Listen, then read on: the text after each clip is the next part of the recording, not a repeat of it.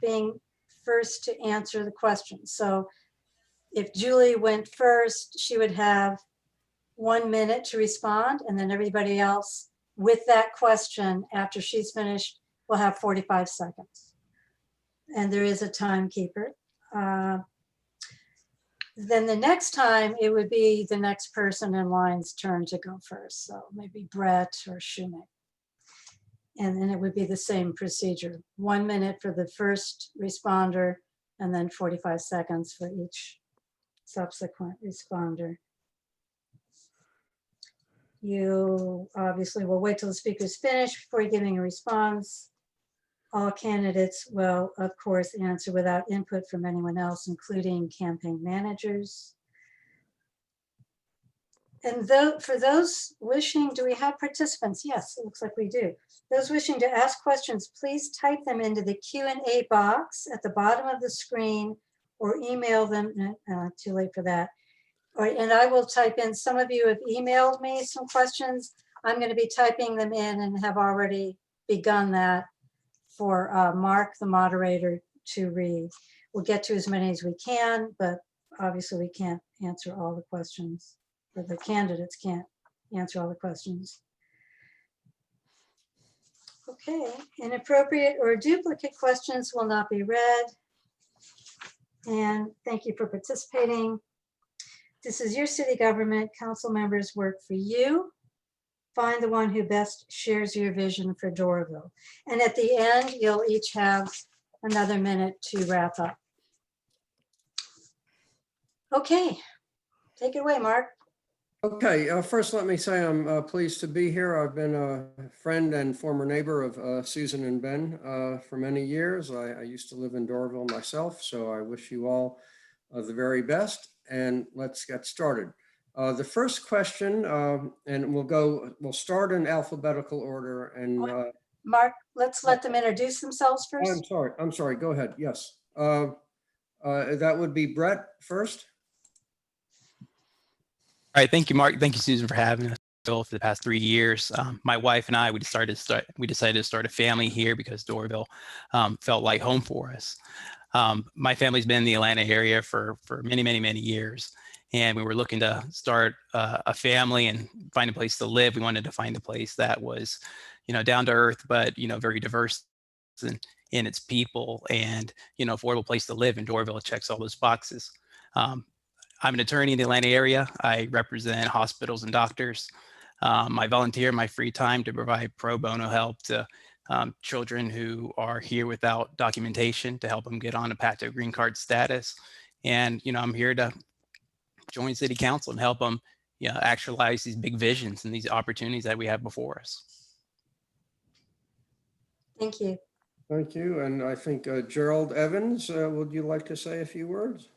Sure. Thank you. My name is Gerald Evans. I am currently I've been on board now about prior to that, I was a part of the HOA from my community where I live. And I actually live in the neighborhood. And I did 2 to 3 years, junior achievement, Big Brothers Big Sisters of Atlanta. I've also done Buckhead Church, but I've captured video when we were actually having physical church. And outside that, I'm a realtor by trade. I have business analytics, where I was another base. But 50 years, I've been here since 2000.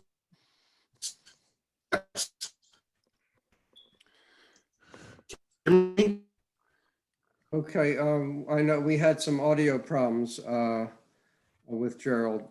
Can you hear me? Now we can, yes.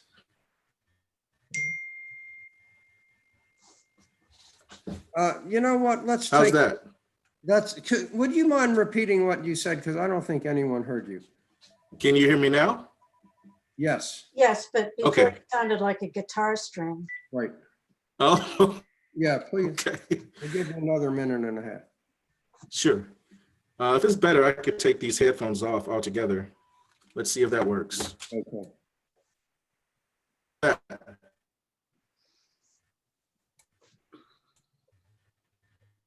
Can you hear me now? Yes. Yes. Are you there? Okay, awesome. So I've been a resident of Doraville for 15 years. I'm a realtor, and I'm on the Doraville Planning Commission, where I've served for about a year and a half. Prior to that, I have served on the HOA board for my neighborhood for about 2 to 3 years. We're neighbors actually. And I've volunteered with Junior Achievement, Big Brothers, Big Sisters of Atlanta. I've done videography work for Buckhead Church and several communities and servitude throughout Atlanta. A realtor, also a business analytical person. I've worked in cybersecurity for banks such as SunTrust and BB&T. Okay, thank you. Mr. Shoumic Khan, you're up, 90 seconds. First and foremost, thank you guys for making this possible. The mayor, Susan, anybody that I'm forgetting, please forgive me. I'm sure there was a lot of people behind it. Thank you guys.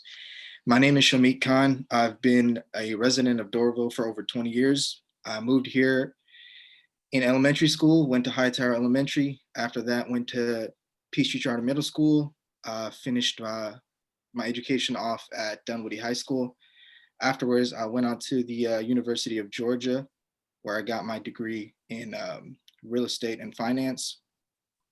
Came back here in Doraville, just couldn't let it go. As a profession, I am a commercial real estate agent. My areas of expertise are office, land, and retail properties. And just really excited and really looking forward to collaborating and working with everyone to move the city forward, and continuing and honoring council members of the past and all the hard work everybody else put in the past to, continue and improve upon that. Okay, thank you. Miss Julie Newman, go ahead. Well, I'd like to first thank Susan and Ben Crawford for putting this together, and Mark for moderating this event. I think this is so wonderful. And I think it's so great that we have so many people from our neighborhood that want to get involved and be a part of our city. And I'm just so excited that we have so many people here today. First of all, I would like to encourage everyone to make sure, please check your voter registration. Today is the last day to be registered to vote in Georgia. So please go on to the Secretary of State's webpage and make sure that your voter registration is current and up to date at your address. Very important. Otherwise, I have lived here in Doraville for over 10 years. I grew up in the North DeKalb area, and I moved back here after I was in law school. I moved into a house of our family. It was really just to live a couple months, and I ended up buying the foreclosed house next door and renovating it and making it my permanent dream home. And I just love being here in Doraville. I am an attorney. I was a public defender in Fulton County for over 9 years. And once I retired from that, I went into my family business. We have a nursery school in Dunwoody that my mother started over 30 years ago. And I'm very proud to be bringing the second generation into educating the next generation. So once again, I just want to thank everyone for being here tonight, and everyone go out and vote. Thank you. Mr. Tom Owens, go ahead. We don't see hear me? you. Can you hear me? You Can can you, hear you. Sort of. sort of. I checked everything out before I got, let's see. Okay, now we can hear you now. Unmute. Can you hear me now? Yes. Okay. My name is Tom Owens. I've been living in Doraville for approximately 18 years. I've lived in DeKalb County since 1960. I joined the Army at 17 years old, went to Vietnam, and fought and served valiantly with the 5th Division, 1st Battalion, 61st Infantry on the DMZ, numerous valorous awards. I'm a member of the Atlanta Vietnam Veterans Business Association, a lifetime member. I'm a chartered member of the Mount Vernon chapter of the Sons of American Revolution. In my part-time, I'm retired now, and I enjoy researching my family history and heritage. I go to Europe to see where my ancestors were born at. And I hope I can bring a lot to the table. I have a good record. I have good credit. I don't owe anybody any money, and I'm not running for this position to pad my pocket. Thank you. Thank you. Ms. Charnette Rios? Go ahead. We can't hear you. Unmute yourself. Charnette, unmute.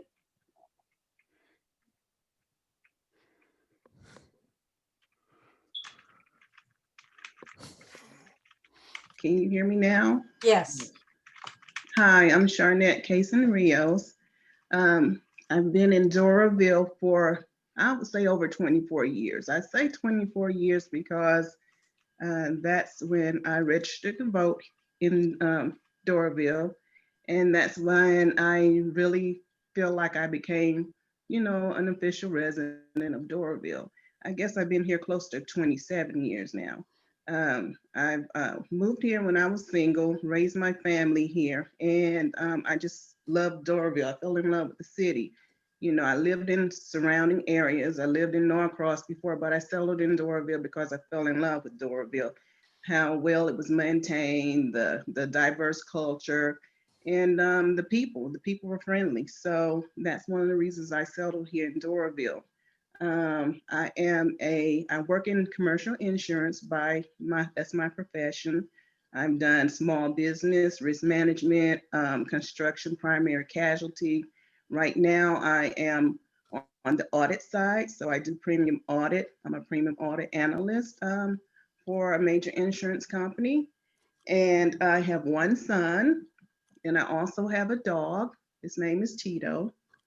And I am a faithful member of my church, and I just feel like I can bring, I would like to see more community involvement and engagement with the city. So I feel like I can bring that to the city, to the people of Doraville. Thank you. Our seventh candidate, I'm not sure if he's on, Mr. Abu Zahed.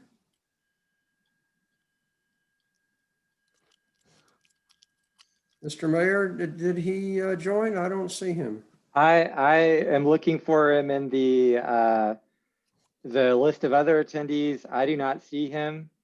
And so I think that he may not have, he may have decided not to join us. I'm not sure. I do know he knew about it. Okay.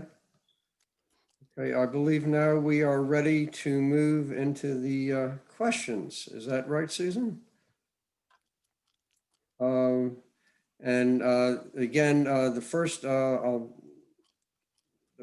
candidate who will be initially asked the question has a minute to answer, and then the other 5 candidates have 45 seconds to respond. So the first question is, what do you know about current neighborhood traffic and neighborhood vehicle parking problems? And do you have recommendations? This will go in alphabetical order first to Mr. Duvall. Brett Duvall, I'll repeat the question quickly. Neighborhood traffic and neighborhood vehicle parking problems. Sure. So what I'm aware of is that, there are parts of the city that have neighborhoods that have, too many vehicles, maybe parking in the streets. And other issues that we have, cars driving through certain neighborhoods at a high rate of speed. In terms of, resolving these issues, one is that, I think, current city council has a good perspective on this, which is that Doraville needs to be a more integrated, more walkable, more pedestrian friendly city. If we connect these disparate areas at Doraville and make it accessible, for pedestrians, it's going to cut down on a lot of traffic. I'm sure we've seen traffic volume has decreased under COVID. The reports I'm seeing suggest that this is kind of a long-term trend that's going to stick around as well. So it's a very good opportunity for us to kind of pivot to this more integrated city planning. Okay, thank you. Mr. Evans, would you like to join in? Neighborhood. Sure, you can hear me now? Awesome. Doraville, there are different traffic issues depending on the area and the neighborhood that you're speaking of. I do know that off of Buford Highway, there are different areas that are actually seeing an increase in traffic due to COVID. whereas number of trucks that are passing through from Amazon deliveries and just deliveries as a whole, as well as 18-wheelers cutting through neighborhoods. And I've spoken with some neighbors about that in that area, and they would like to see it reduced. So that's what I know about it. As far as what to do, I think there's already been some studies already conducted about that, but some of that may be increasing due to COVID. On top of that, I think it'd be nice to maybe have a survey of the area just to see what the residents, what to do, and some of their suggestions, or partnering with council and city of Doraville to speak on maybe having some dead end street cut off, one way. Time. There's proposed options we have. Okay, thank you. Hearing out neighbors and coming up with the best solution would be ideal. Thank you. Mr. Khan, the question about neighborhood vehicle parking. Yes. According to my knowledge, I do know that parts of the city does suffer with that, mainly the Northwoods neighborhood, that district. My suggestion is that it's important to understand both sides before we come to a conclusion. So it's very important to, hold a roundtable discussion, get with the residents because they are the ones that, face that impact the most, and also get a hold of the guys with the vehicles and see if we can, come to a common ground. See if there's a way that we can reach a feasible option for everybody. Okay, thank you. And I believe the other issue was brought up when I was canvassing. I met lots of people and Time. We'll get another chance. Julie Newman, go ahead. Can't hear you. Julie, can't hear you. I can't believe I only have 45 seconds to talk about traffic and parking because I know that's a really big issue here in Doraville. I think they're really two separate issues. We've got some serious traffic problems, especially with people cutting through our neighborhoods. I know we have an issue with big trucks. My neighbors on Chestnut are always talking about all of the fast speeding traffic that they have. I know over in Oak Cliff, you all have your issues, especially with people cutting through to get to, I think, Chamblee Tucker. So I understand we've got a lot of issues. And then some of our neighborhoods do have an issue with parking. I live on Tilly Mill. There is no on-street parking. So I may not have the same issues, but I know that's something for all of us that we're dealing with. And I want to see what happens in our planning commission meeting coming up, because I know that we're discussing the planning commission meeting. Thank you. Tom Owens, question to you about parking. I think our Doraville City Charter is way outdated and needs to be redone in order to give more power to the city manager to solve this parking crisis in Doraville. We have illegal boarding houses in our city that are causing a lot of this traffic. But until we change the charter and give more power to the city manager to deal with this problem, we're never going to solve it. We're just talking about it. Did everybody get a copy on that? Yes, you came through loud and clear. Thank you. 10-4. Charnette, go ahead. Can't hear you. You're on mute. Okay, that's one of the big issues over, especially in my neighborhood. I'm right here off Winners Chapel. So we do have a lot of traffic highway coming through. The streets are potholes in the streets. You don't have any sidewalks over here from Oak Cliff all the way across Buford Highway over on Winners Chapel trying to get to Peachtree Industrial. That's a main issue over on this side of the district, and it's a lot of complaints. So we need to work with the city to figure out some traffic calming measures, some kind of way. They have to put something in place to slow this traffic down coming through from 85 to 85 from Oak Cliff through Buford Highway over to Winners Chapel to get on Peachtree Industrial, trying to get around interstates. Okay, thank you. We'll now move on to the next question.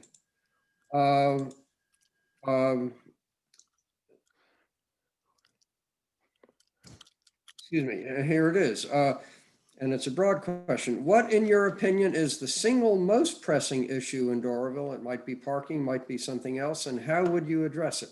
again, the single most pressing issue in Doraville. And we'll shift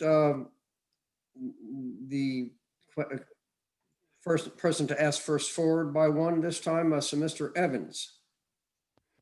Sure, thank you. I would say economic growth. We have had several developing areas throughout and surrounding areas of Doraville, but there's been a lack of that in Doraville. We have had some, which is great, but we need a plethora more throughout the city, both residentially and commercially. We have a number of small businesses, but there's also medium and large size businesses that we need to capture in all walks and all spectrums. So it's the overall growth and development of the city. There's a lot of large plots of land that are blighted that we need to resolute and have new construction there as well. Okay, thank you. Mr. Shoumic Khan, you have 45 seconds.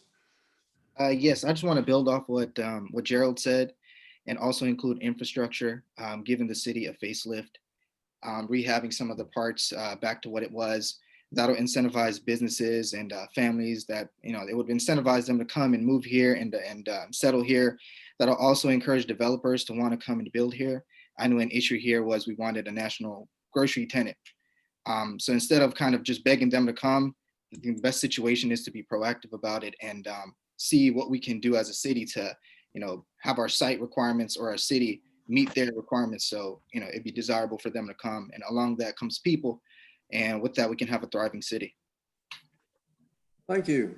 Ms. Julie Newman, most important issue. Well, I really feel like Mr. Khan and Mr. Evans have started off this discussion very well. And the issue is economic development and how can we continue the growth and bringing more development to our city and the right type of growth and development. These are all very big issues. And I'm very concerned with the assembly project and our new apartments down at Tilly Mill Crossings that there's going to be some bond renegotiations. And I feel that this is a really good opportunity for the city to be able to continue to get some benefits and added incentives out of these developments. And I think that we really just need to continue bringing in more development for our city. Thank you. Thank you. Tom Owens, you're next. Most important issue? Yes, sir. The most important issue is our outdated city charter. There's one neighborhood that elects everybody in the whole city, and it disenfranchises the rest of the citizens in Doraville by having this outdated charter. And we need to have the charter changed to give more power to the city manager. If you're going to attract businesses and development, you don't attract it by low-income housing projects in the city.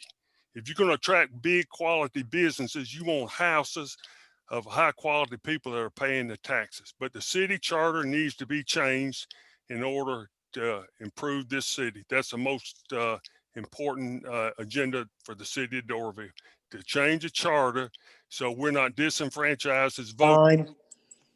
Thank you, Mr. Owens. Ms. Charnette Rios, most important issue? I think that right now, infrastructure, I think you should start from the ground up. Infrastructure is an important issue right now all over the city, more in some areas than other areas. And then you can start on the economic development. We need to work on infrastructure first, I believe. Okay, thank you. Mr. Brett Duvall, most important issue? I think the most important issue is the one that kind of put us on this online platform, which is COVID. COVID has been particularly harmful for Doraville for two main reasons. One is that we have a very diverse group of people living here. COVID has had extremely challenging health outcomes for the Latinx and the African-American community. Two, it's also had an impact on restaurant businesses, which constitutes a large percentage of the businesses in Doraville on Buford Highway. If we want to talk about development, we need to make sure that we're not losing what we've already have in place in the businesses and the families that are currently here. So we need to address this not only as a public health issue, but we also need to address it as a potentially economic issue that will drain Doraville of its vitality and its diversity. Thank you. Brett, let's see, we just, Mr. Abu Zahed, I see you've joined. Welcome. I'd like to extend to you the opportunity to introduce yourself, and then we'll ask you to respond to this particular question. So please take 90 seconds to tell us who you are. First, I'd like to thank for God for bringing us all together here. Assalamu alaikum, my brother and sister. I came to United States because I believe in America, the promise of American dream. I believe in the world safe to nice, in the place of elegance, liberty and justice for all. America has always, you hear me? No, you faded out. Go ahead. Okay, I'm sorry.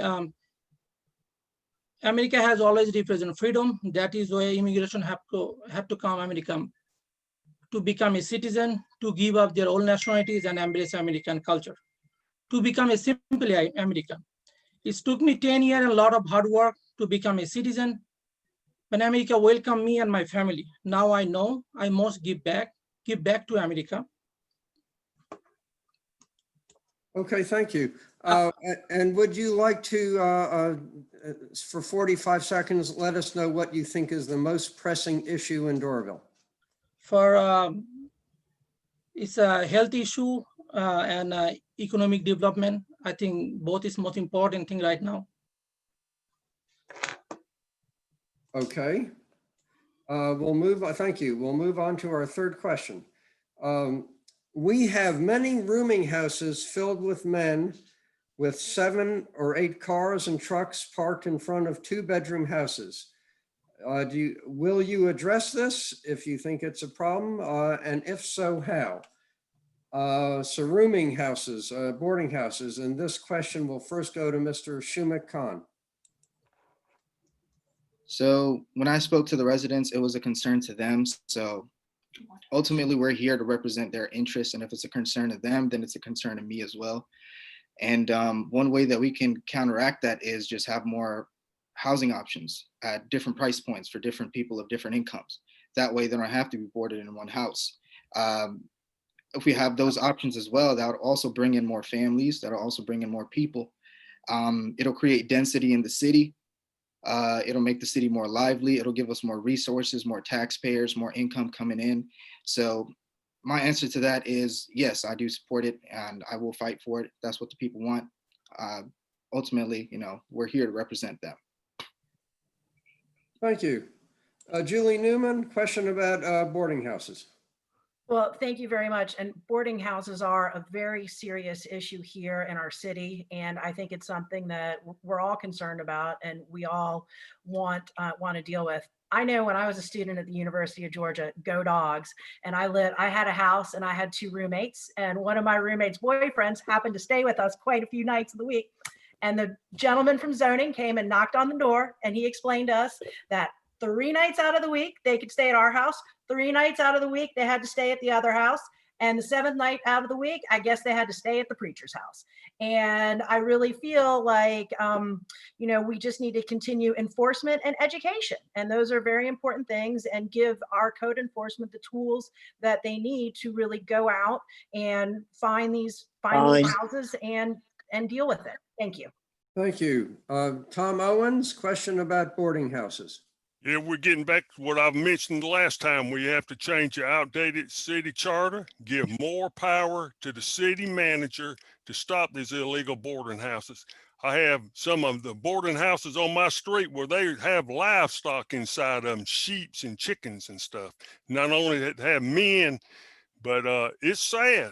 But you can talk about it, but you got to change that city charter and give power to the city manager to stop these illegal boarding houses, because you're not going to attract the quality of businesses you want in Doraville. As long as you allow it to happen, you're going to get, we have too much retail.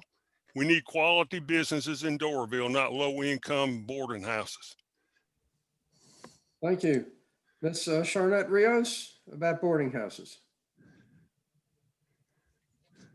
Yes, boarding houses are a big issue here in Doraville, in certain areas. I do agree with the panel. We do need to work with the city to make some type of ordinance and work with code enforcement to enforce those things. There, it's just, you know, with family-oriented neighborhoods, those boarding houses could get very loud. People coming and going, so you don't really know who's who. And you live in a tight-knit community, you usually know your neighbor, and people coming and going, that's a major issue for safety and everything like that. So we need to work with the city to come up with a plan to address that. Thank you. Mr. Abu Zahed, about boarding houses.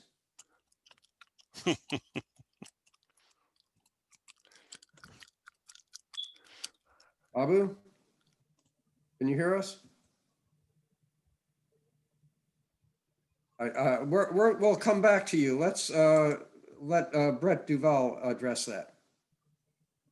So I think Mr. Khan kind of hit on a good issue here, which is that, one, boarding houses are the result of people having difficulty having access to housing options, and that's for a number of different reasons. One is like maybe they don't have the correct, immigrant status here. And so that's one hurdle. Another is financial. So, one issue is that, we can make sure that we have a diversity of housing available at all different income levels. That's one issue. But two, I think we also need to be a little bit careful here, because what people misconstrue as boarding housing is really just mixed generation families living together. And so I think we need to be very careful and very respectful of our neighbors before going on that path. Thank you. Gerald Evans, I think you're up now. We're trying to, go ahead. I would agree with some of the things that have been said. I agree with Brett that there's a fine line of finding out what's a boarding house and what's multi-generational families. But I think there's different task force as well as neighborhood associations, and just being watchful neighbors to know who's living next door to you and who's coming and going. And those are some of the things that I don't know have been implemented throughout Doraville. But if there are boarding houses that are legal, I believe the city is aware of some of them and have cracked down on some of them. It just needs to be more of that going forward. Thank you. One last attempt to reach Mr. Abu Zahed, who is displaying Bengali TV. Abu, are you with us? Okay, we'll have to move on to the next question without him. And here is the next question. Before there is residential development on the GM property, would you insist on seeing proof of remediation in order to protect potential residents since the ground was poisoned with pollutants? So GM property and environmental remediation. Julie Newman, that's to you. Thank you very much. I know this is a very important issue. My understanding as a part of the assembly development is that this is a part of the deal in terms of our remediation from what was considered to be a brownfield to, developable property. And so obviously I support making the site as safe as possible. We don't want to create a situation where 20, 30, 50 years down the line, everybody's going to get sued because we didn't clean up the property the way that it was supposed to get cleaned up. So I don't see why we wouldn't want to, remediate the property to protect the residents. Thank you. Thank you. To Tom Owens, question to you about the GM property and environmental remediation. Tom, you're muted. Okay. Can you hear me now? Yes. Okay. Everybody's been talking about this GM plant for years and years and years, and a lot of money's been made back and forth. I just think they ought to get the U.S. attorney to come in and investigate the whole project and say what happened, because the citizens of Doraville have been screwed by it. So, there's something wrong, something fishy, and something needs to be done. U.S. attorney needs to come in and investigate the GM property deal. There's just a lot of shenanigans going on. Okay, thank you. Ms. Rios, that GM property? Yes, remediation if it's necessary, yes. If some things is going on over there, I think the risk engineer, or before they build in any kind of thing like that, they're supposed to get all that approval. But yes, if it's necessary, then remediation, I vote for that, yes. Thank you. Brett Duvall, you're up. About GM property. Right. So, Georgia, has a couple of laws in place to address such situations. So Georgia has its own version, which is, colloquially called the Brownfield Law. It's been in effect for about 15 years now. But, this is something that's been negotiated between the city and the developers. It's something that this is really a role for city council to keep its eye on the project and make sure that our developing partners are meeting their end of the bargain. We're giving up a lot of tax money in this tax allocation district, and we need to make sure that in exchange for this very generous benefit that they meet at least the very, bare minimum requirements. Okay, thank you. Wait, can I ask what you mean by bare minimum? I'm sorry. Yeah. So what I mean is that there's an agreement in place. They need to follow through on what has been agreed upon, whether it's, in terms of meeting certain deadlines, whether it's in terms of cleaning up whatever pre-existing environmental impact from it. So just making sure that both sides are meeting their end of the deal. Okay, thank you. Thank you. Gerald Evans? Yes, to answer the question, absolutely. I think if it's something that's a part of the deal and this was toxic environment before, that if there's an EPA study that's been done, that it should be public record and that the residents should have access to it, especially if it's a deal between the city and the contractors for the land.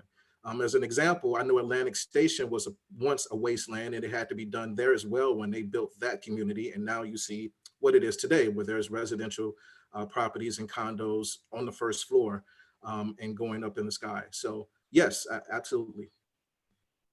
Thank you. Mr. Khan, about the GM plant. So development is very important, and it's equally as important to make sure that we take all the necessary precautions to do it properly and safely. We don't want any risk down the road, especially with this project. It'll cost the city lots of money. And just by experience, I've noticed some of my past deals, there wasn't a soil test done, or EPA, or it didn't pass an EPA test, phase 1 or phase 2. And that can be very hazardous to people's health, to businesses, to society as general. So it's very important to make sure that if it was once a waste field, to get under the soil and see if there's any harmful contaminants that can, essentially harm us. Okay, thank you.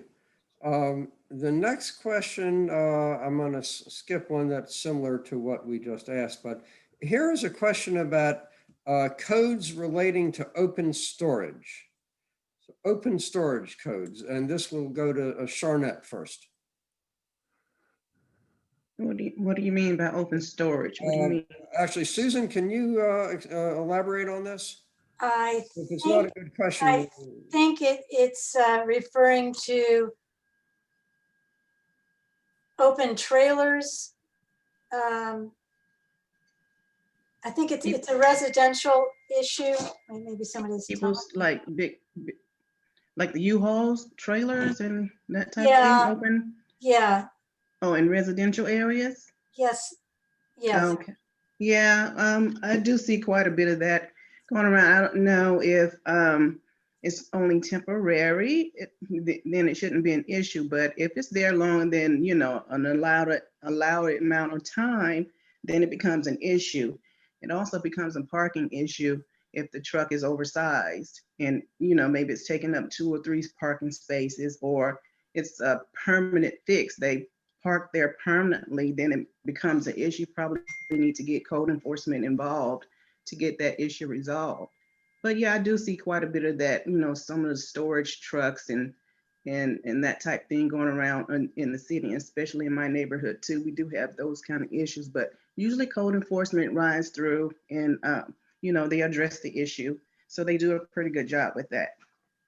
Thank you. I just got, somebody just texted me, wheelbarrows, ladders, trailers, open storage. So I guess yeah, wheelbarrows and ladders, Like, trailers. okay. Okay. Tom Owens, it's your turn to address the open storage issue. Open storage affects your property values. Can y'all hear me? Yes. Yes. Okay. It affects property values. It brings a blight upon the city. It needs to be controlled. I don't have any open storage on my property. I try to set an example. I think I have one of the nicest yards on my street. I don't complain. I just set an example. And, you know, open storage is just unacceptable. You see open storage in Dunwoody or Chamblee or Peachtree Corners, the cities that are going somewhere don't have open storage, but Doraville allows it. And like I said, the city charter's outdated. You need to give more power to the city manager to deal with the problem. You can talk about it, but get some action done. Get her done, as they say. Thank you. Ms. Newman, open storage issues. Thank you very much. You know, I know that this is a big issue, and I believe this is one of the topics that will also be on the Planning Commission. You know, it's up in front of the Planning Commission, so I'm very interested to see how that vote goes and the discussion at our Planning Commission. I know a lot of people are real upset about having, I think it's specifically like in the back of a truck, a bunch of ladders in the back of the truck, wheelbarrows, and or people just sort of storing them in their driveways as opposed to storing them out of sight. And, you know, I know most of us would prefer not to see that sort of equipment laying haphazardly around, and we would like it stored out of sight. And as I said, I do believe that there is some changes to the code that are going to be up on the Planning Commission coming up at this next meeting. Thank you. Mr. Khan, Shoumic Khan, about open storage. Yes, so I know this is a prevalent issue, and I can see it, you know, lowering the value of the property in the neighborhood, and can be an eyesore to some people. I completely understand that. On the other side, some of these people, that's their livelihood. We don't know what situation or what place they are in their life. Maybe they're moving, or maybe they're just went through a divorce or whatever. So I think it's very important to just come to a common ground. It is important to encourage everyone to get that off the street, put it out of sight, you know, maybe in a proper place of storage. Maybe we could encourage them to, you know, go to public storage areas or things of that nature. So that way it doesn't bring down the value of our neighborhoods and doesn't bother our neighbors. That way we'd be moving in a better direction. Thank you. Gerald Evans, about open storage. Yes, thank you. Open storage, I think the larger issue here is keeping residential and commercial separate from each other. And Doraville is definitely one of those areas where there's a lot of commercial vehicles that not only pass through, but small business owners that have these in their residential homes. And that's the bigger picture of this issue. And in speaking with residents, the issue is having it not only open, but displayed, and the noise and the number of ladders or trucks or things that are parked in the street that people can't necessarily get through on the street or pass through. So it becomes a safety hazard as well. And yes, this has been past the Planning Commission once, and I believe is being brought back, as Julie mentioned. And there's some restrictions that we've discussed that I think will be monitored and notarized as the time goes on. Thank you. Mr. Duvall, open storage. So I think we need to recognize that Doraville has been for a long, long time a working class neighborhood. Thankfully, not everybody's an attorney here or commercial real estate agent. That's a good thing. We need to be respectful about people who, you know, make their livelihood, you know, doing hard actual work with their hands, and, you know, they use equipment. Safety situations aside, sure, there are situations where this needs to be addressed. But, you know, a lot of these questions I see, I'm concerned that neighbors are expecting city council to step in and litigate personal disagreements with their neighbors. I would, you know, if you're listening, I would encourage you, if you have an issue with your neighbor, talk to them. Don't drag city council into it, because the result of getting the government involved in situations like this is that our neighbors are penalized with fines, and it hurts their livelihood and threatens their homes. Fine. Thank you. Okay, next question. It has to do with conditional permits. Would you be willing to eliminate and remove a conditional use permit on a space when the business vacates and is not granted an extension? So conditional use permits, this first goes to Tom, and we'll change the order around a bit. So Tom Owens, conditional use. Well, that's a touchy subject. I just want to bring good quality business. If the past use was dragging down the property values, maybe letting it expire and get a different business that will increase the property values might be in place. Conditional use, but it's just So then, yes, you would be in favor of. yeah, anything to improve the quality of life in Doraville, increase the property values, increase the Doraville tax base, because we give away too much tax abatement where we don't have any money to do the services, but we give the developers 25, 30 years tax abatement. What is that doing for Doraville? You know. Okay, thank you. The next, this is to Brett now, same question. Conditional use permit. Sure. So conditional use permits, they allow an individual to petition for use of a business outside the intended purpose of the zoning in which they live in, right? So what this does is it provides the city council with some flexibility to start new businesses in areas that were unanticipated. You know, I think this benefits small business owners for where it doesn't make sense for them to open a brick and mortar shop where it can just be as easily run out of their own home. You know, I think this is something that, you know, with a careful eye and, you know, involvement by city council, it can be done responsibly and intelligently.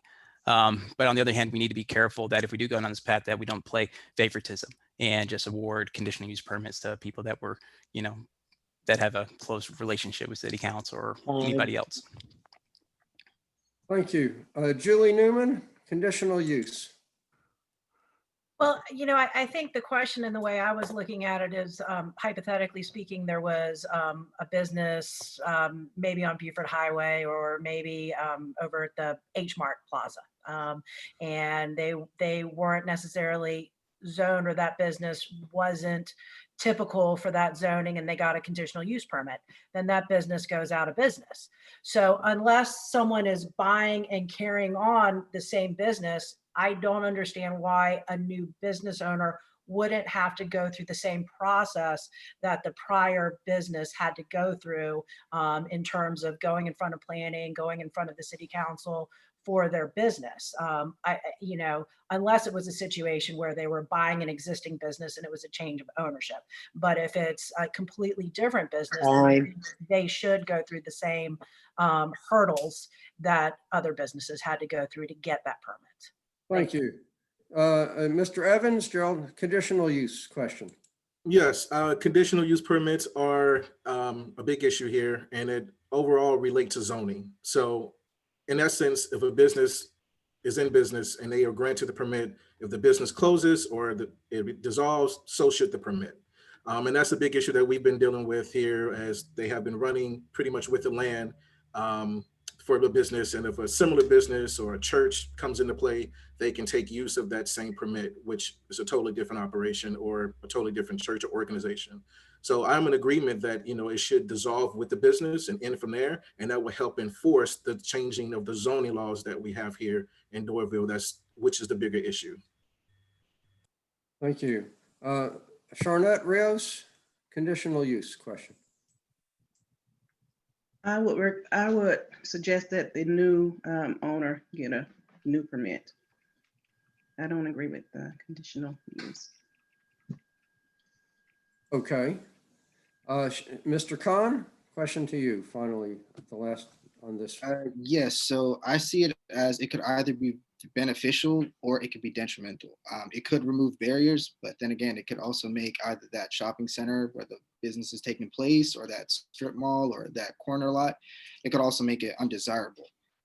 For example, an office district, you wouldn't want say the office district is near Residential homes, you wouldn't want a mechanic shop there. I mean, people wouldn't want to drive by that, hear the noise and things of that nature. So overall, I think it just really depends. You'd really have to take it case by case and see if it's out of the tenant mix and it's just a business that doesn't belong with the rest of the tenants. You'd have to look at it as a whole, get the input from the owner as well as the people around that area to make the best decision. Thank you.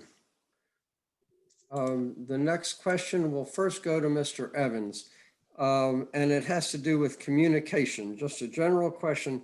How will you communicate with your constituents to represent their concerns and to hear their concerns? Oh, that's a great question. As a realtor, I'm open to communication at what's best for my constituents. So if that's email, if that's phone, if that's chat, however works best for them, even when it comes to the operation of hours as well. So I'm an open book. I'm accessible. I have a Doraville email account. All of my information is public on my website. There's a phone number to contact me. So however best fits for them to communicate with me, I'm open to it. Okay. This then goes to Shoumic Khan, communications. Yes, communication is very important to me. It's one of the platforms that I'm running on, the ease of communication between the city and the city officials. I don't want the residents to feel like they're a separate entity from the city, and I don't want the city to feel like they're a separate entity from the people. I want everybody to be and feel like they're one. My whole thing is being accessible, whatever makes them comfortable, whether that's, I don't know, in the situation, if they want me to just come and meet them 6 feet apart, or we can have a phone call, we can go back and forth on text, emails, whatever the case. But, I've had the experience where I didn't even know who my members were. So my goal would be to let everybody know that, I am available and accessible and you can reach me. Just say hi. Thank you. Ms. Newman, question about communications, your communication. Thank you. Just like my colleagues, I feel that communication is very important. It is a two-way street, and my door is open, to use a cliche. I would like to communicate with my neighbors however I can. www.electjulienewman.com. You can find me on Facebook, not really on Twitter, but you can find me on Twitter, Instagram. My phone number is public, my address is public, and I invite anyone who wants to come by and meet me. I'm doing office hours on my lawn. I've got socially distant visits. I know it's very hard right now to communicate with people, but come on by. I've got extra masks, and if you don't feel comfortable in person, I'd love to do a teleconference with you. So however you want to communicate with me, I've got an open door, and I'm here to communicate and be available, accessible, and open to all my neighbors. Thank you very much. www.electjulienewman.com. I think if I could, Mark, if I could just interrupt, I think the question had more to do with should you be elected than Time is up. Okay. going forward. Okay. That is true. I'll repeat the question. How will you communicate with your constituents in order to represent their concerns? And Tom, that would go to you. Well, the way, with my military experience and life experience, I don't like to communicate with people as much as I like to listen to people, find out what's going on. If you don't listen to people, whether you like it or not, you're really not communicating with anybody. If everybody's thinking alike, nothing's getting done. It's a famous quote of my mentor, George Patton, but you got to listen before you can establish any communication. And I just want to always I just want to know the truth. Don't lie to me, and just find out what's going on instead of yak, yak, yak, and nothing gets done. Because a lot of people, once they get elected, you never hear them again. And I'm not going to be that way. And that's all I have to say. Thank you. Charnette, Rios, how will you communicate if elected? I would have an open door policy to listen to and hear any questions or concerns that the citizens, the residents of Doraville may have. If I don't have the answer or a solution to their problem, I will do my best to find an answer and a solution to their problem. They can also reach me at riosfordoraville.com or Rios for Doraville@gmail.com. Thank you. Mr. Duvall, question about communications, if elected. So just like everybody else here, you can have my number. My website is Dorville.com. But I think, the other issue here is that Doraville needs to do a better job of communicating with its constituents. And I think one thing that we should consider doing is by issuing government materials in multiple languages. It's a very diverse community here. And, not everybody feels very comfortable in English. And so we need to make certain resources available in language groups so that people can understand what's actually happening at City Hall. The other thing is that we need to establish committees of people that aren't currently represented at City Hall as well. And so that we can have a centralized group of residents who don't feel represented and have them communicate and provide information to City Council so that we have better informed decision making. Okay, thank you. The next question is a broad question, and it comes with a slight political angle. I'm going to tone it down a little bit, requesting or inviting you to talk. Doraville has a low crime rate. To what extent will you work with the police to continue this, and your comments about low crime and police relations? And this will go to Shoumic Khan first. Crime and police.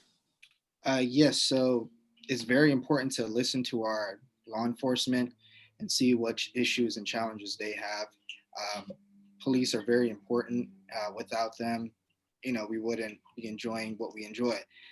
It'd be a lawless land. So I'm very thankful for the police. And me personally, I've got a good relationship. My neighbor's a police officer.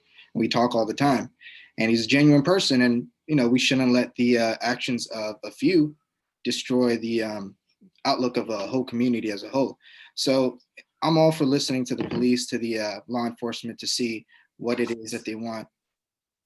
And it's very important to support them. And like I said, we don't want them to feel like they're separate from us. We want them to feel like they're from us and us from them. Thank you. Ms.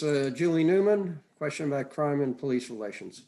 Well, thank you. I know that I feel very safe living in Doraville.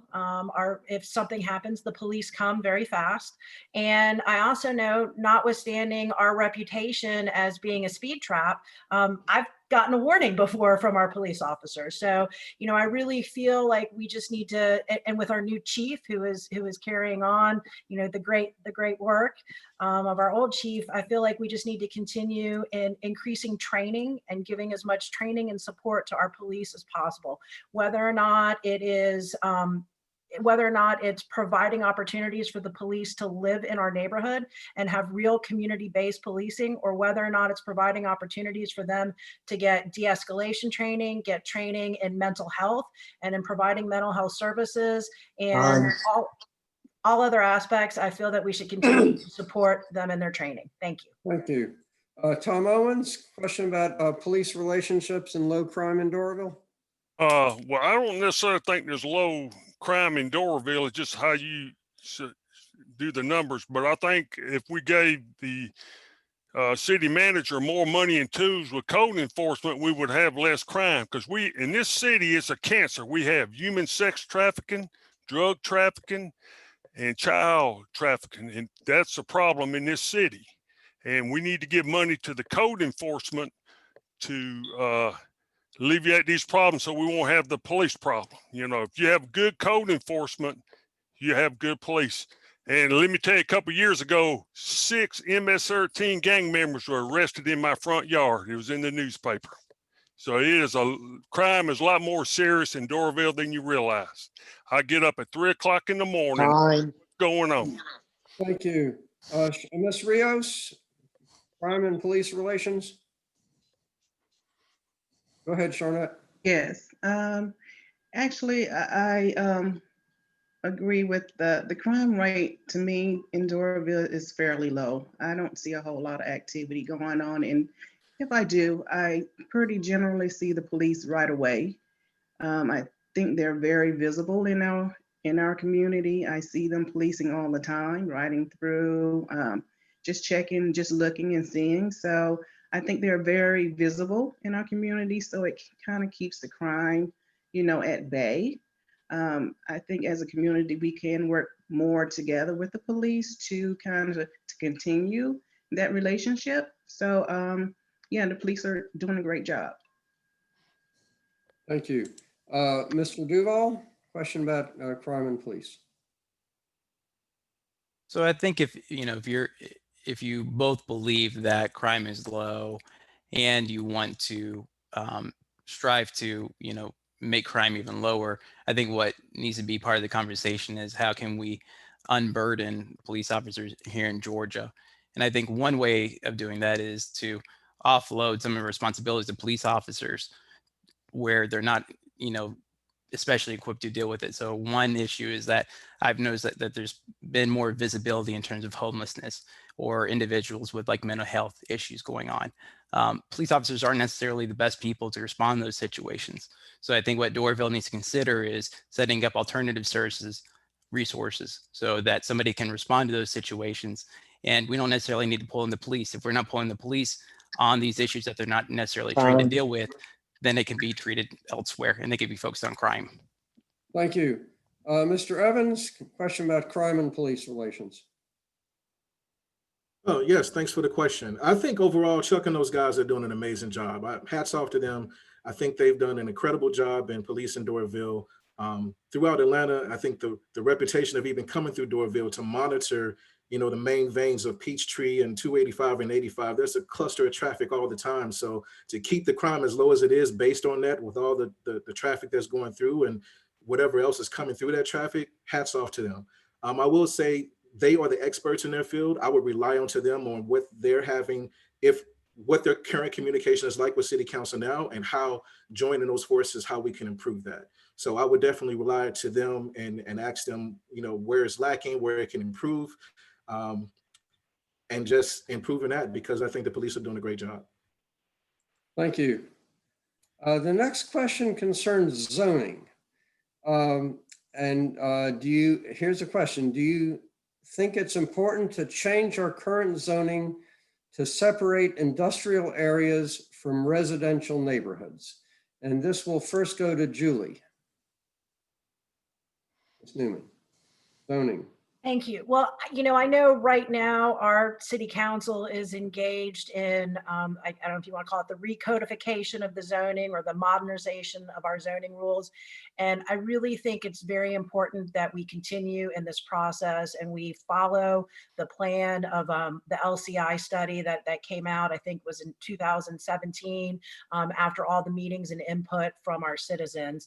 And, I know one of the big concerns and really the overall concern for Doraville and Doraville's development is we don't want to be this industrial oasis in the middle of the development that's going on around us. And I think that's a really major concern, is how do we keep ourselves from continuing to be redlined and looked as this industrial district? There is a place for industry. It's something that's very important. And we have it. Thank you. I'm out of time. A zoning question to Shoumic Khan. Separating residential from commercial, or whatever you think. Yes, it's important to separate the two, because if we're having an issue with just trucks and ladders being parked in front of our homes, then if we don't separate this two, it'll be an even bigger problem. Industrial properties, you have semis, 18-wheelers, trucks of all nature coming through. And Doraville is built in such a way where it's heavily populated with industrial properties. And there's not really much we can do because it's already been developed. But moving forward, what we can do is separate the two and make sure that we have development in different areas, especially away from each other, because they're the polar opposites. It's hard to, go to sleep at night when there's 18-wheelers driving past your house. So it's important to keep those two things in mind. Thank you. Mr. Evans, question about zoning.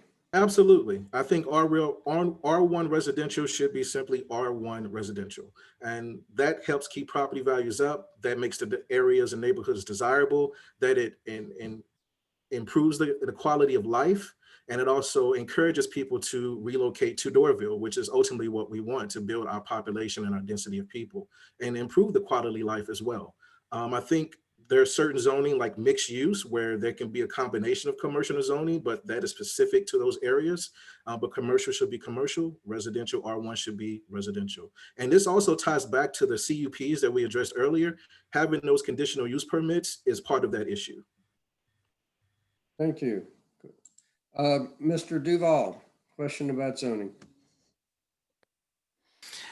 I, like everybody else, agree that industrial zoning areas should be separate from residential areas. This has been mentioned before, but I think one way to go about this is to, realize that, Doraville wants development. Doraville also wants more housing. And so we need to consider a holistic approach to this. And so one way is to, allow certain areas to develop with both commercial and residential development in place as well. This will allow you to bring more people in without putting them right next to industrial areas. There's also an environmental component here as well. If you live close to industrial areas, you're exposed to noise pollution, there's air pollution. And so, it's in our community's best interest to make sure that those areas are separate from where people live and play. Thank you. Ms. Rios, question to you about zoning, separating residential or commercial. I agree with like the panel because I live close to an industrial area myself. So I do agree that industrial should be industrial and residential should be residential. Nobody wants to hear big trucks, coming by day and night. It's just a lot of traffic and just a lot of noise and congestion. And the air quality is bad, so we need to separate those, yes. Thank you. Tom Owens, so you got the last word on zoning issues. Well, looking at zoning issues in Doraville, I've seen it where anybody can move in a residential area and start a business. We're getting better at it, but we have too much retail on Buford Highway. We need to have better housing, not low income housing, and get rid of the small retail in order to attract the quality businesses in this city. The developers won't come here until you get the zoning stuff straightened out and don't give them a free tax break where it hurts the taxpayers. And the zoning, needs to get better. I've seen it. It's really deplorable what they've done to Doraville property values. Just anybody does what they want to do. But it should be separate. But we need to get rid of the retail. We have too much retail in Doraville. Time. Okay, thank you. The next question, and I think we have time for one or two more questions. Would you agree with that, Mr. Mayor and Susan? Susan. Yeah, and if, Mark, if you have to leave early, just let me know, I'll take over the questions. I think two more questions, and then the summary will take us right to 8:30. My next question concerns in what order of importance would you place the following for Doraville to be successful? It has to do with Buford Highway, neighborhoods, and private development. And this will go to Shoumic Khan first.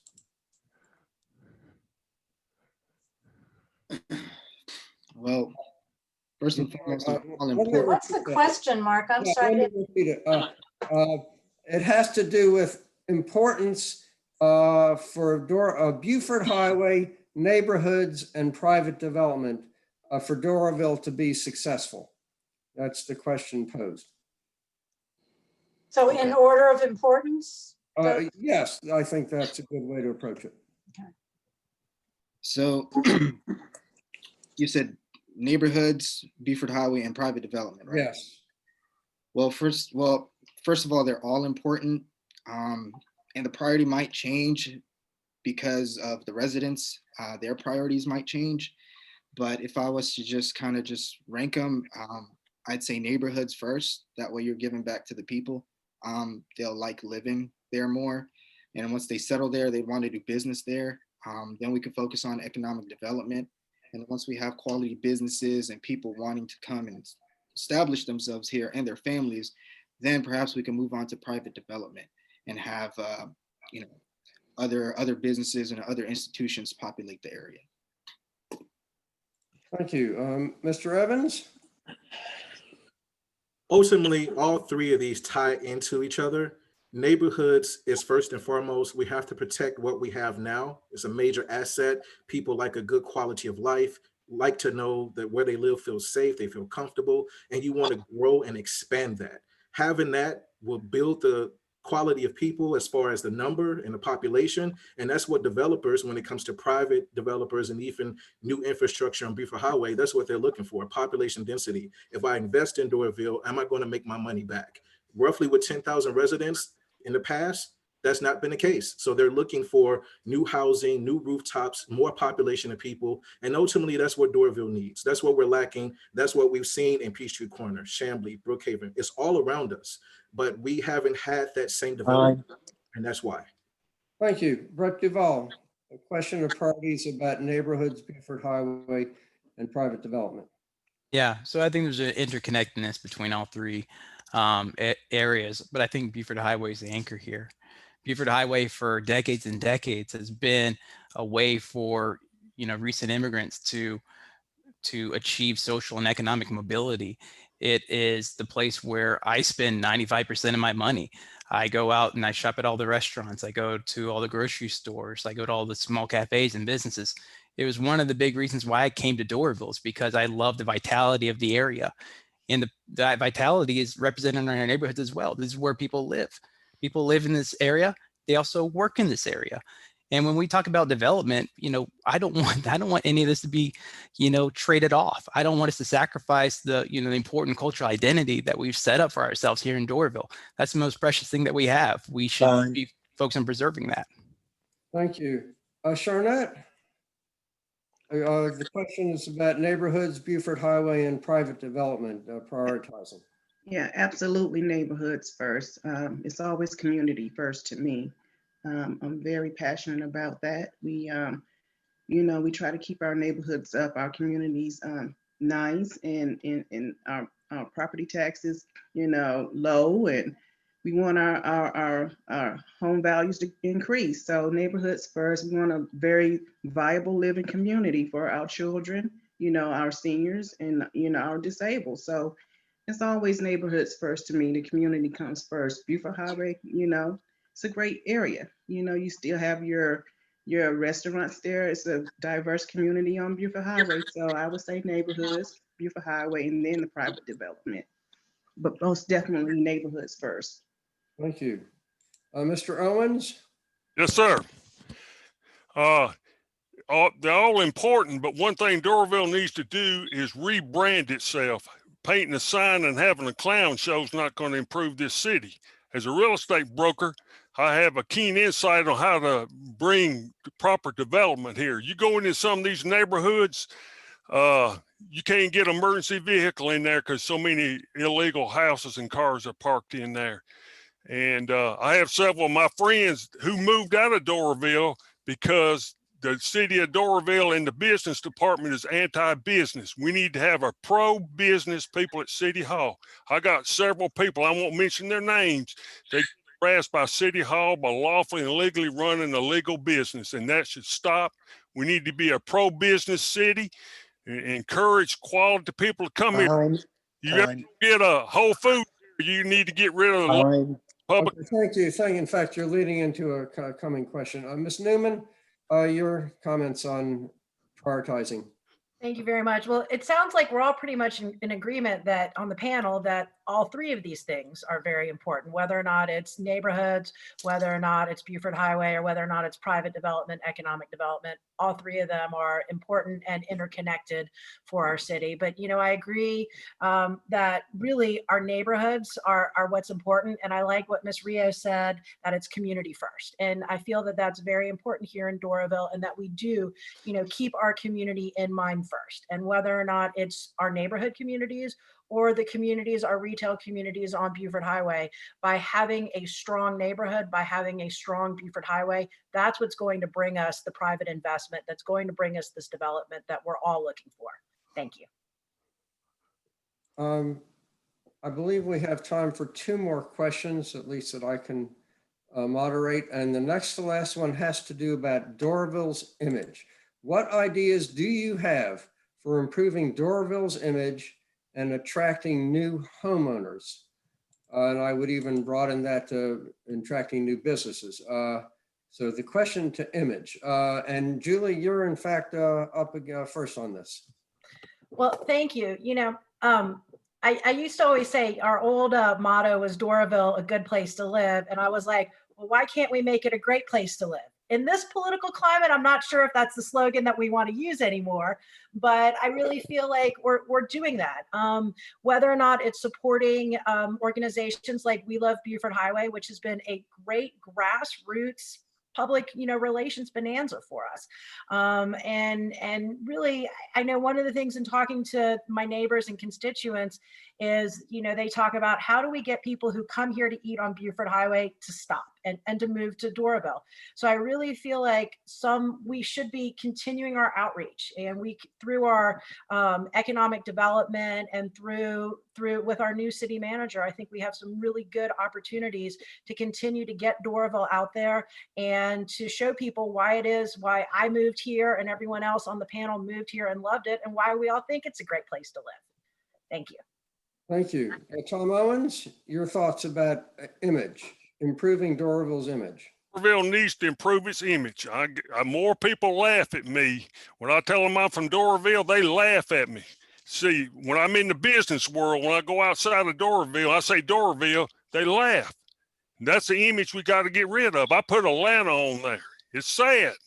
Doraville, with this pending federal lawsuit against the Doraville police, that's a bad image on the whole city. It needs to be cleaned up. That's the image. Doraville has a bad image, and a clown show on the painting a new sign is not going to get it.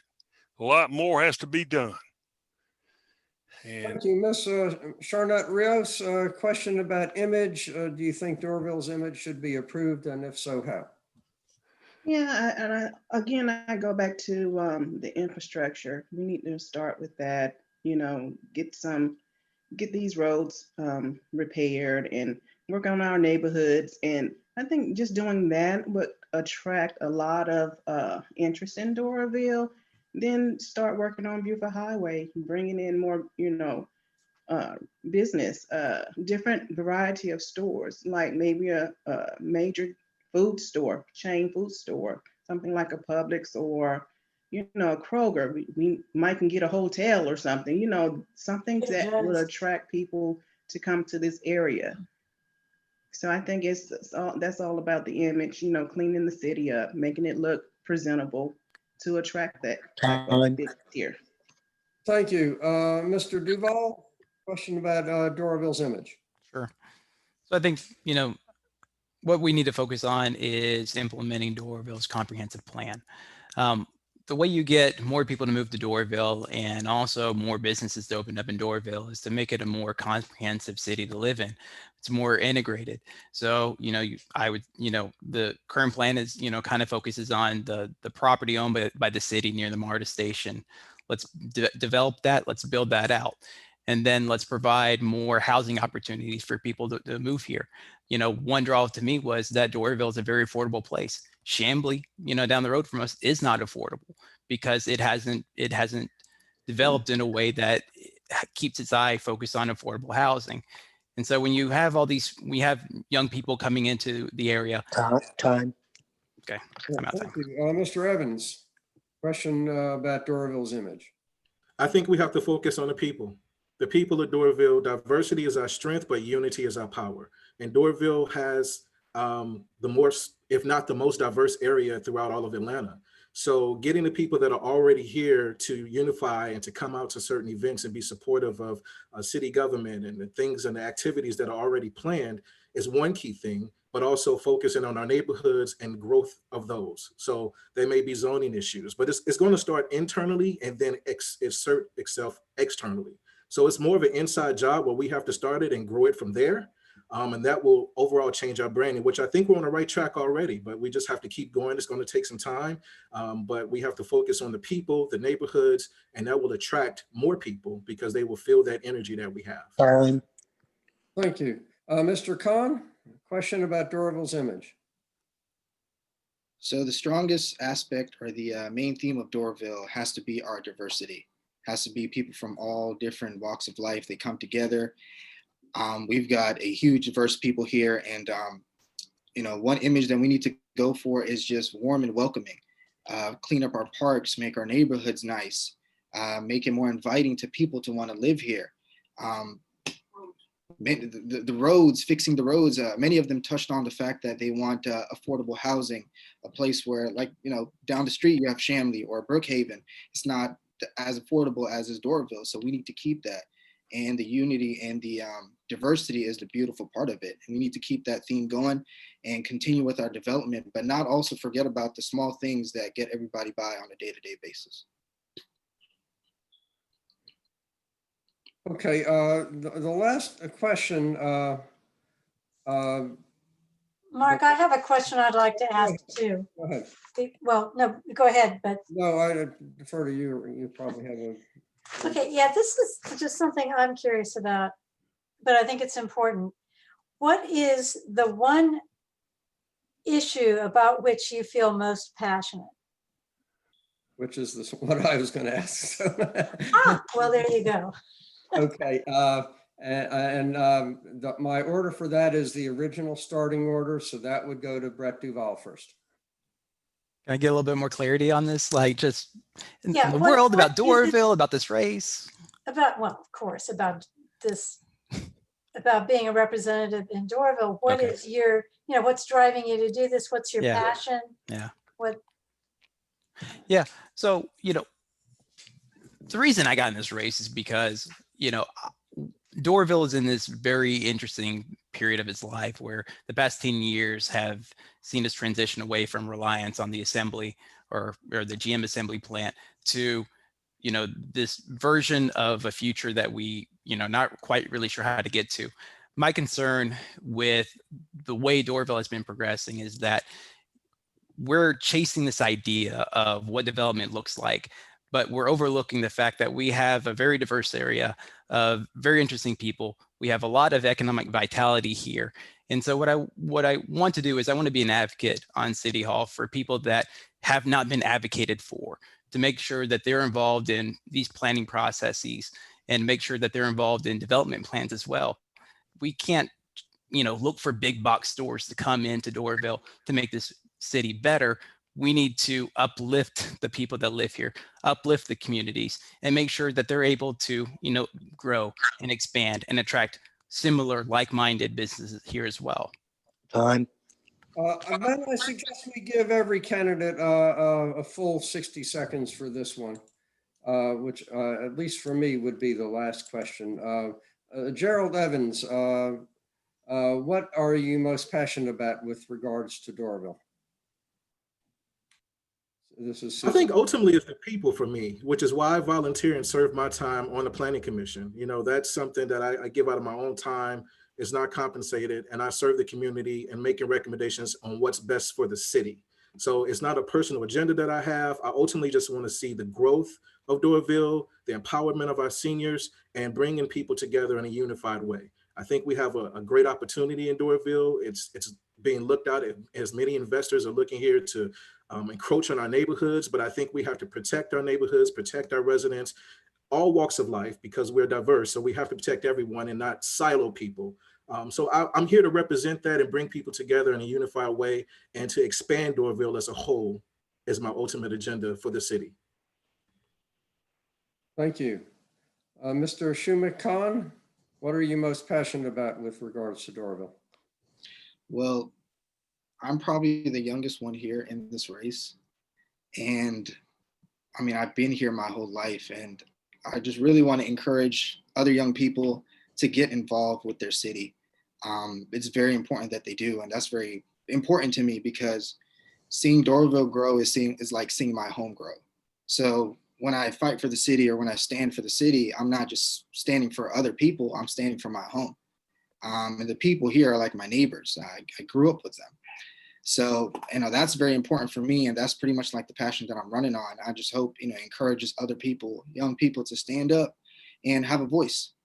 be more connected than we were in the past. Just keep improving.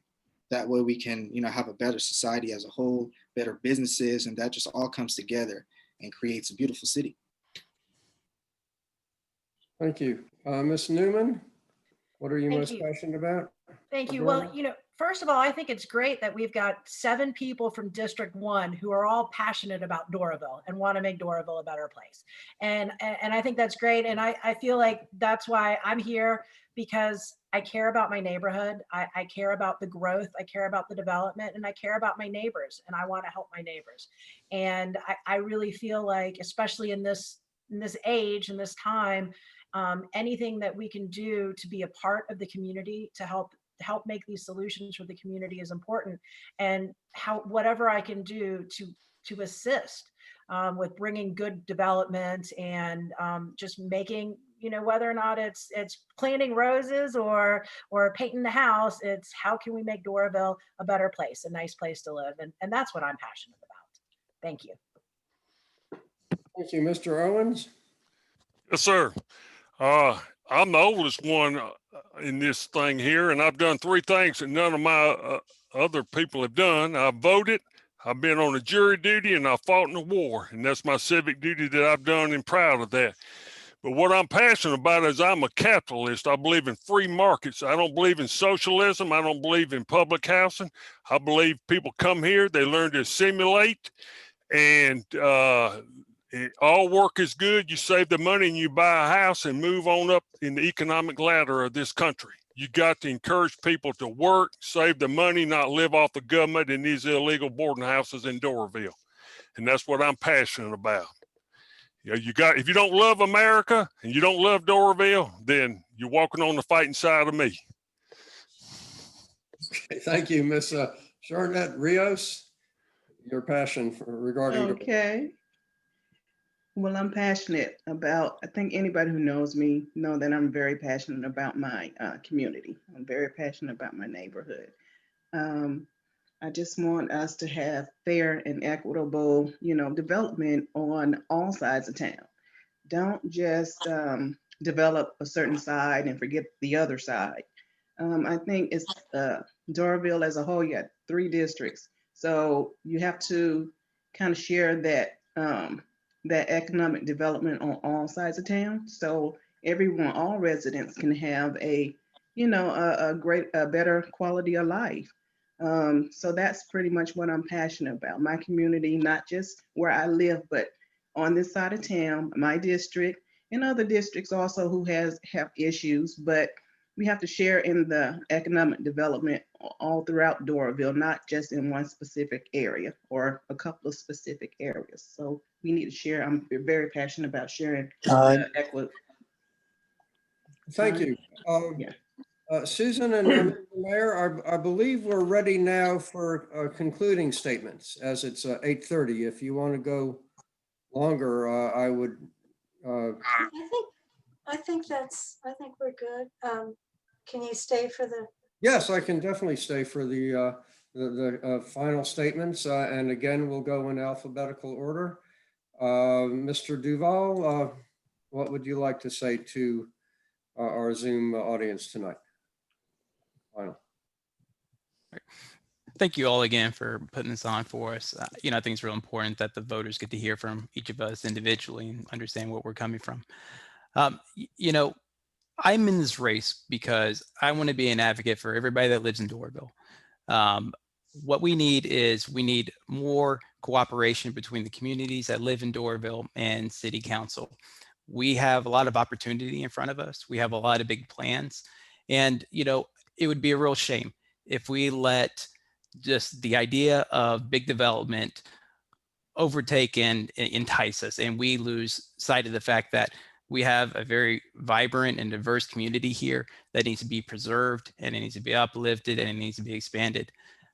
So, if you're happy with Doraville, if you don't want to see Doraville turn into an expensive, not diverse, big box area, then there might be another candidate for you. But if you want to preserve, what makes Doraville special, its affordability, its diversity, and its potential, I'm your guy. I'm the guy that's going to make sure that City Council stays on its current path and make sure that Doraville is something, or Doraville is a place for everybody to grow and thrive. Thank you. Mr. Evans, your concluding statement?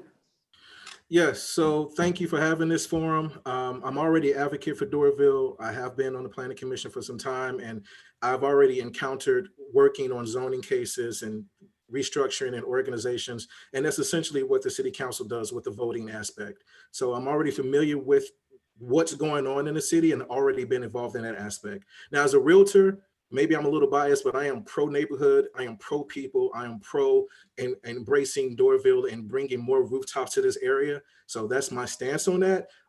Essentially, that's going to bring more commercial and more economic growth, but it's the people first. And that's my major concern. Outside of that, I'm your neighbor. I'm your friend. I'm here to help. I'm an open door.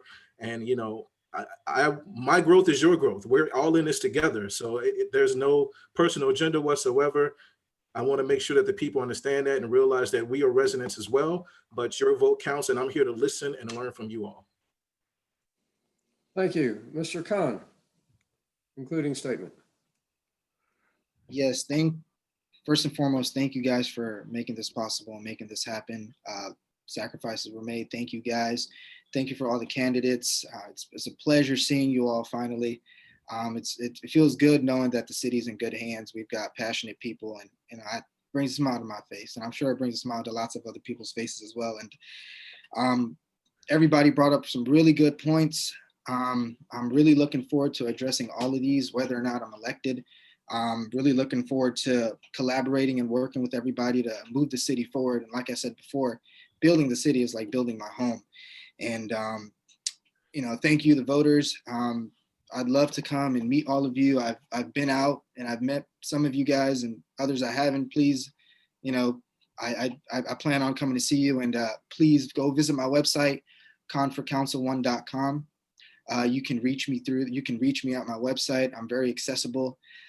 Please, you know, I'd love to hear from you. You know, I'm here so I can represent you and, you know, give other people encouragement so they can come and, you know, represent the city as well and keep moving it forward. Thank you, guys. Thank you. Ms. Newman, your concluding statement? Well, I want to thank everyone so much. The Crawfords for putting this on, Mr. Blum for moderating this event, and of course for all of our candidates. Just the fact that we have so many people from District 1 running for a special election, 1-year term, not even a full term, I think is great. And that really just goes to show you the excitement and the involvement that we've got over here in District 1 on our side of the neighborhood. So thank you guys so much. I would very much encourage everyone to please visit my website, www.electjulienewman.com, if you need any more information. And I have, you know, I've gone and knocked on a few doors, but I know in this day and age of COVID, the new normal, most people don't like you knocking on the doors anymore. I know I cringe every time the Amazon guy shows up. But if you are interested, I have an open door policy or a open yard policy on my front yard. So come on by for a socially distanced visit. I would love to speak with you about the issues. I've got masks available. I've got Zoom calls up if you'd like to meet virtually. And I really would like to continue to hear from our citizens what's important to you, whether or not it's parking in your neighborhoods, commercial vehicles, the rooming houses, or what do I think is the best place to go get a sandwich on Buford Highway. And I probably shouldn't say favorites, but I do prefer Kwok Hong to Lee's Bakery. So that's my plug. And you know, thank you guys for hosting this event, and everyone please get out to vote. And if you haven't checked your voter registration, please go to the Secretary of State's webpage to check your voter registration. Thank you. Mr. Owens, your concluding statement? How many minutes do I have? One. One Okay, minute. that's it. I still want to say that we need to change the outdated city charter in this city. Until we change that and give more power to the city manager, we're not going anywhere. That's the number one priority if I'm elected, to get the city charter changed and give more power to the city manager to clean up all those illegal boarding houses in Doraville. I believe in a simulation. I believe in a hand up, not a handout. I want to teach people to be self-sufficient, work, but not just sit around in a boarding house and living off our government. That's wrong. And I invite members to look at my Facebook page. I was interviewed by Joe Galloway. He was a reporter. We were soldiers once. There's several. I've been interviewed by national news media about my service in Vietnam. And if you want to know what I really did and who I am, you have a better understanding of me. I love America. And when you talk bad about my country, you're walking on the fighting side of me. Hooah. Thank you, sir. Miss Charnette Rios, you got the final word. Okay, hi everyone. I just want to thank everyone for the opportunity to be on the panel. I'm like Julie, when I qualified, I didn't know it was going to be 7 of us. So it has really, truly been a ride so far up to this point. And I'm just so excited that I was given this opportunity. I just want to say that I ran this because I wanted to be a voice for the community, to kind of bridge a gap between the community and government and city government. I think a lot of people just want to be heard, and we want to try to solve some issues that they feel important with the city, and that's what I ran this race for. So if anyone has any questions, they can reach me at riosfordoraville@gmail.com, or you can go to my website, riosfordoraville.com. You can submit your questions there, or you can give me a call. I have an open door policy, and I think a lot of my neighbors know they can just come knock on the door. That's fine. I'm like Julie, I do have masks right there at the door and hand sanitizer. So, if you want to just shoot me an email or come knock on the door and see me and talk about anything, I'm more than happy to listen. So thank you again. Susan, do you want to make some concluding remarks? Yes, I've decided to run too. No, I'm just kidding. No. Thank you very much, all of you, for coming. This was very insightful. Some of you I've never met, some of you I know a bit. I'm on the Planning Commission with Gerald, and I know a couple of others of you, but all just really interesting feedback, and good luck to all of you. Stay safe, wash your hands, and thank you. And thank you, Mark. Really appreciate it. Good luck to everybody. Thank you all. Thank you, Mark. Thank you, Susan. Good Thank you, luck, Ben. everybody. Thank you. Good luck, everybody. Thank you, everyone. Thank Bye-bye. you. Bye. Bye. Night.